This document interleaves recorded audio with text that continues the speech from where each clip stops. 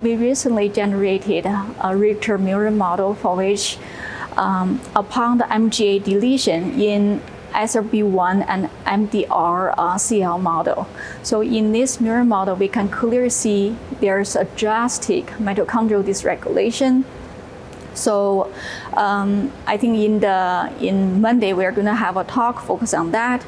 So from this model, we actually try to dissect the fundamental molecular mechanism of how MGA deletion can contribute to the Richter. So our focus, I think our understanding is mitochondrial dysregulation is critical in the Richter transformation. In particular, I want to emphasize that this mirror model is reflecting a cluster of Richter. So, because right now, Richter, based on the genetic calculation, there are several different clusters.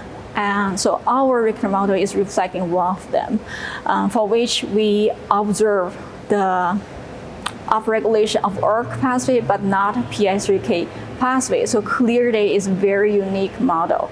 And then with this, we can predict that based on the different treatment option, we hope to discover more good candidate for treating this incurable disease for Richter.